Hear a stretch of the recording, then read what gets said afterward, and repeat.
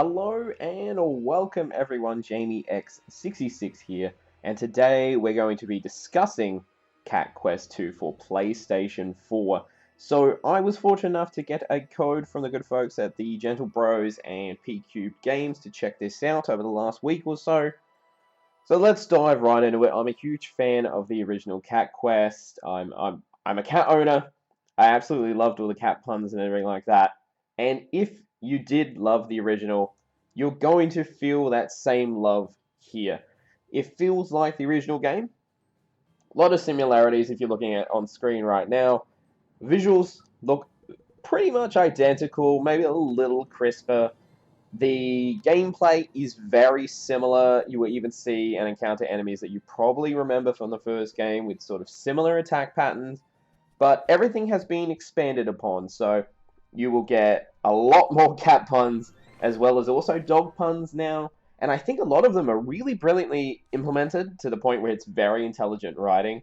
You will also get a lot more loot, a bigger, almost twice the size map in Cat Quest 2 over the original, seeing as you're also exploring the Dog Empire, which is known as the Lupus Empire, and that sort of carries over throughout the whole game. You get this expansive main story, where you're playing as these two characters. But like I said, if you love the original game, you're going to love Cat Quest 2. It's just as adorable. It's got just as many features.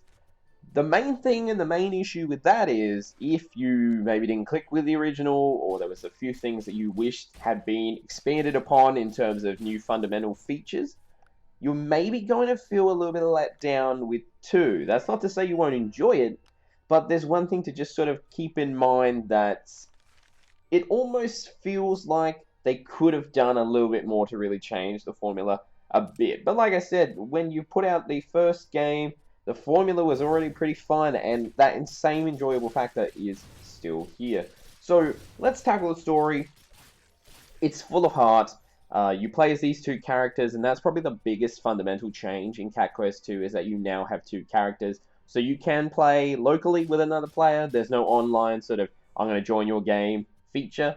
It's just local. But it's jump in, jump out. So let's say someone comes over, you play a few missions with them, they can jump in, take control of the second character, and when they go, you can continue your journey as if they were never there.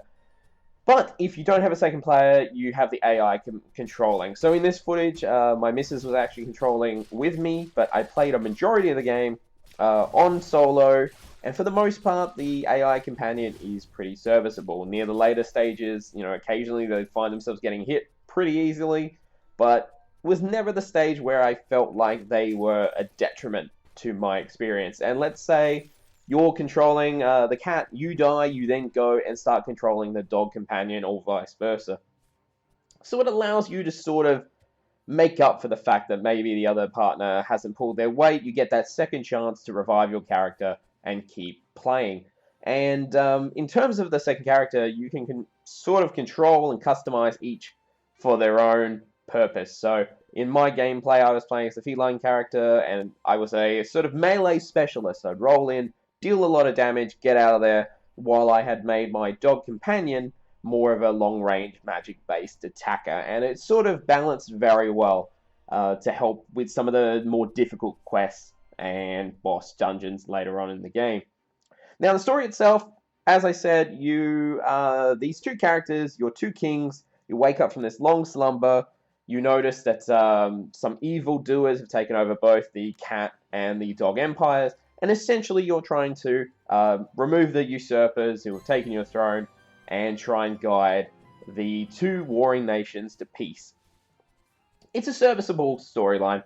Like I said, it's full of heart, it's adorable, it's charming, it's got some quirky characters. It's not a story that I'm going to be like, this is something that is a must-play to experience. It's not on, like, as you would expect, the level of, like, The Last of Us or something along those lines. But it's a really serviceable story, and it's enjoyable, and like I said, the writing is really spot on. Now, my favorite aspects of Cat Quest 2 are actually the side missions. I think that's probably where the most fun, a lot of the Easter eggs are, some of the best hilariously written dialogue is. Just for an example, I'll give you one sort of slight spoiler on one side mission. There's over 60 in the game.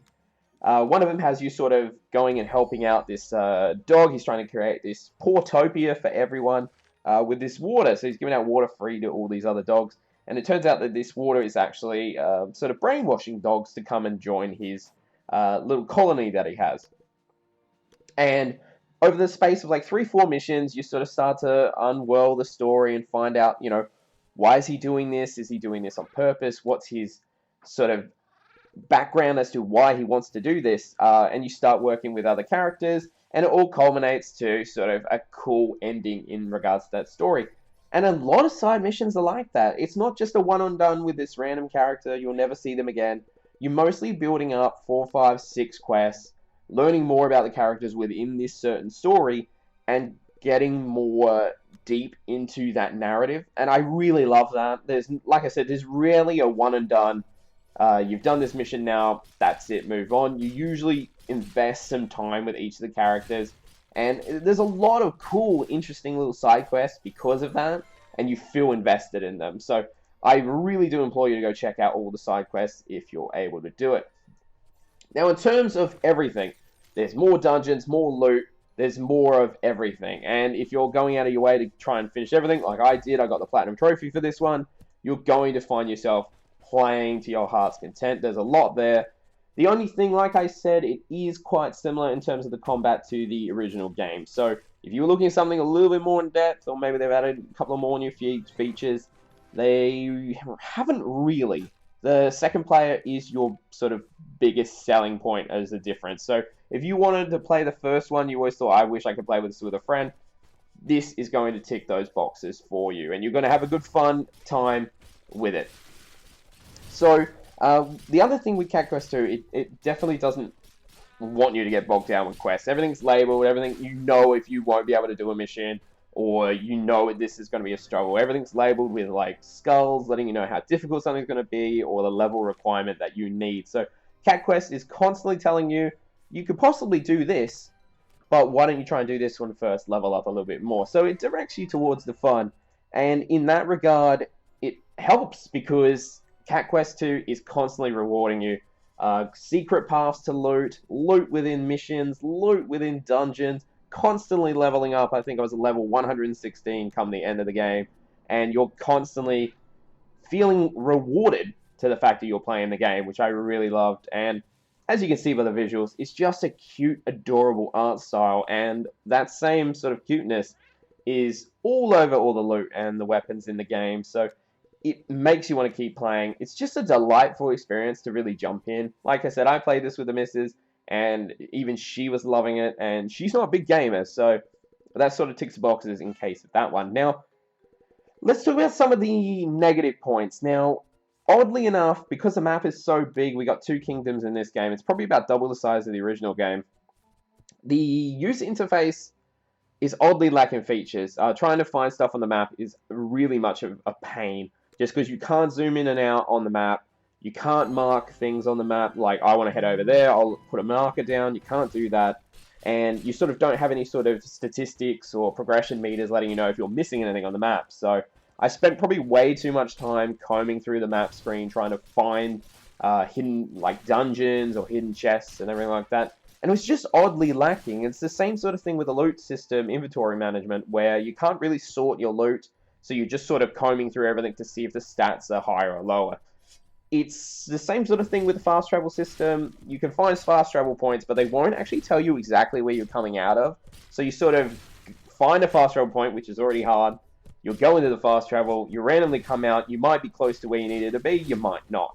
So I actually found I just avoided the fast travel system, and I found it a lot easier to just run to points myself. So they're not enough to ruin the experience, but I think it's weird that the game really is user-friendly everywhere, aside from these sort of menu issues that everything sort of seems to have basic features missing. So I do hope that we get an update that maybe introduces some more control over the map and inventory menus. But aside from that, I really adored Cat Quest 2. I have given it an 8, a solid 8. I think it's a great follow-up.